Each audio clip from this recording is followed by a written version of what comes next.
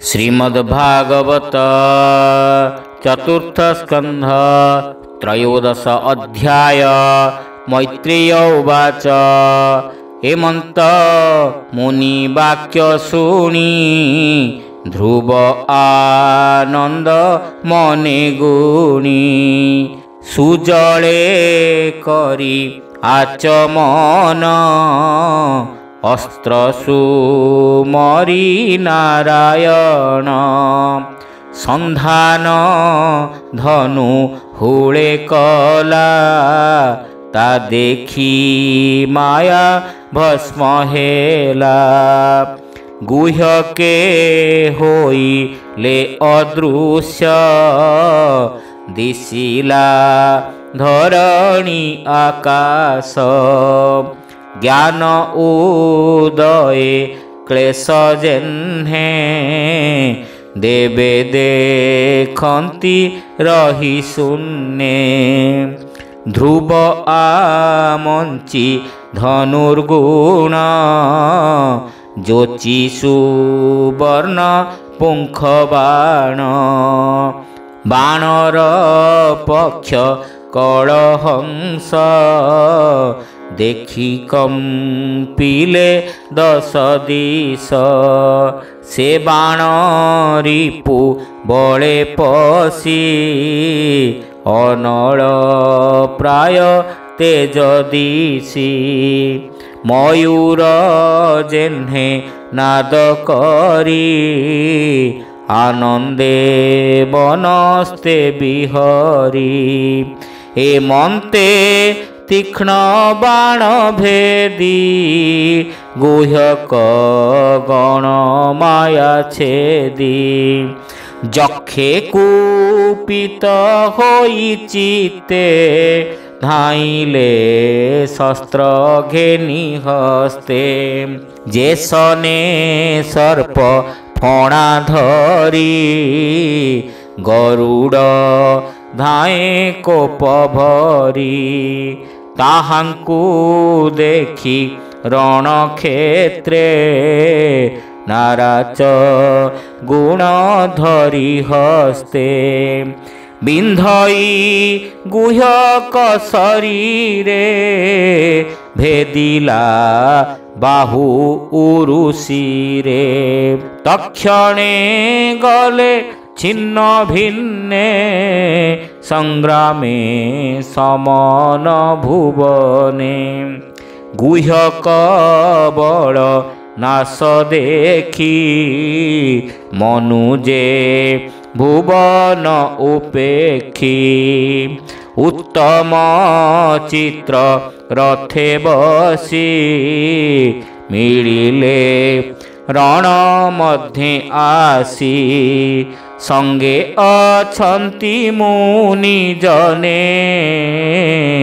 ध्रुव को देखी तो समने गुह्यक गणे दया बही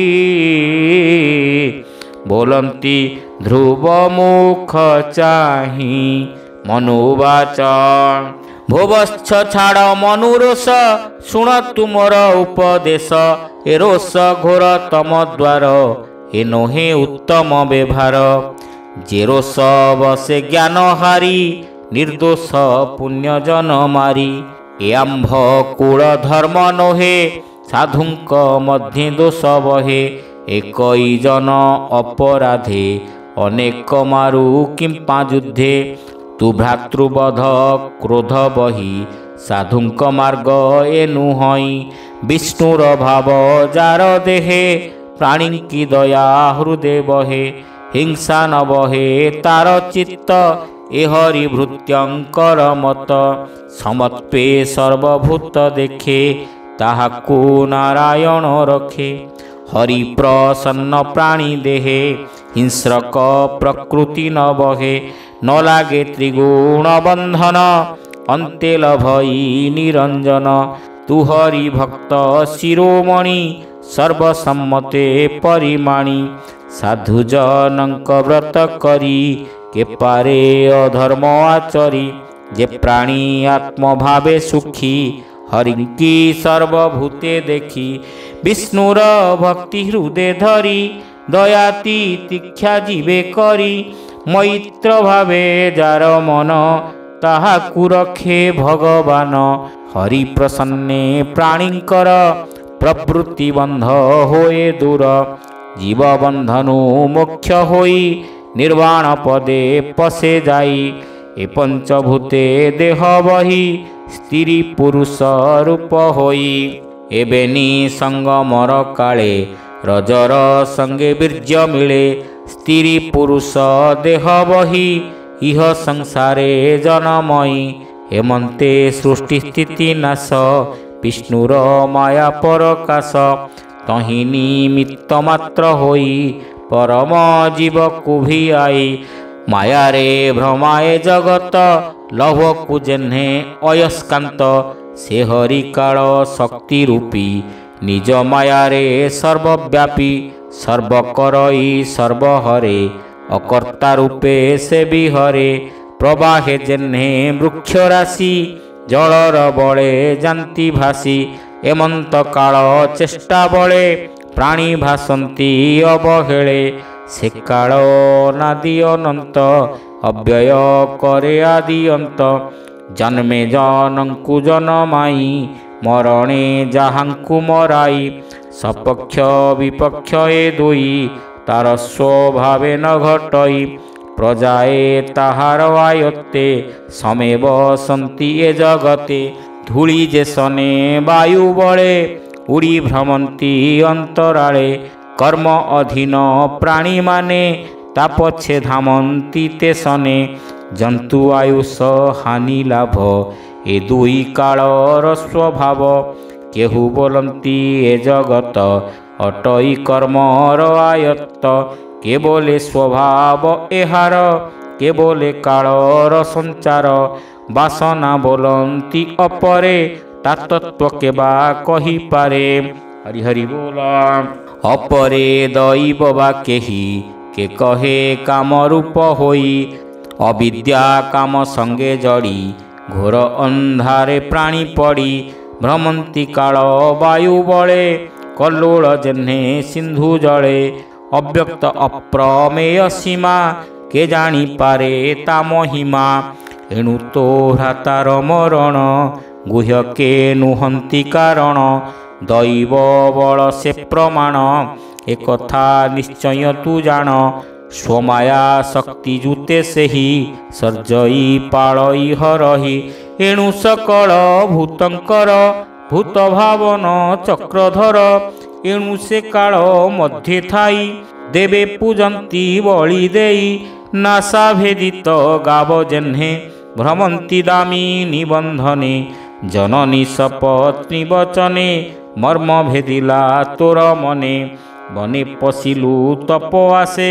स्वभावे पंचम बरसे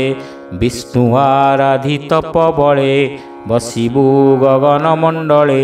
त्रैलोक्य ऊर्ध्वपद गते बसिबु कल्प परिजन्ते हरि हरि बोल ए माया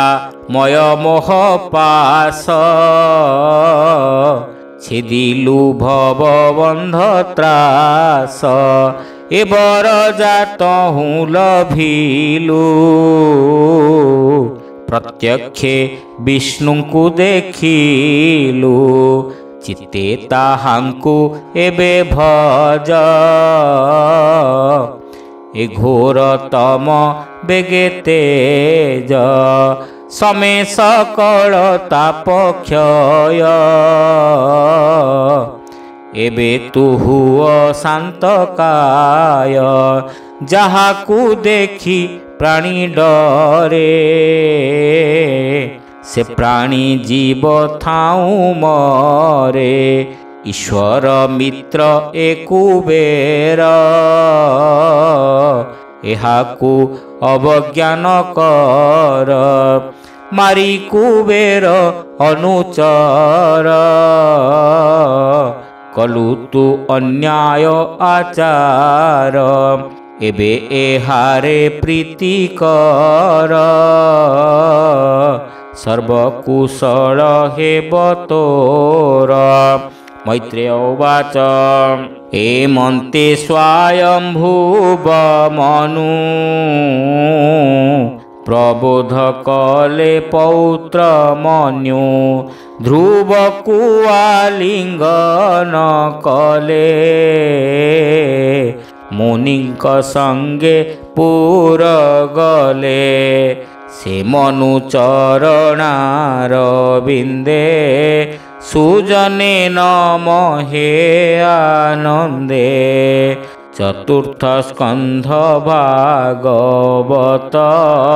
हरि महिमा सुचरित सुजन जने एणे रस कहई जगन्नाथ दास भावे सुजन जने एणे रस भावे कहई जगन्नाथ दास। हरि हरि बोल। इति श्रीमद्भागवते महापुराणे पारमहंस्यां संहितायां चतुर्थस्कन्धे ध्रुवचरितं नाम त्रयोदश अध्यायः। हरि हरि बोल।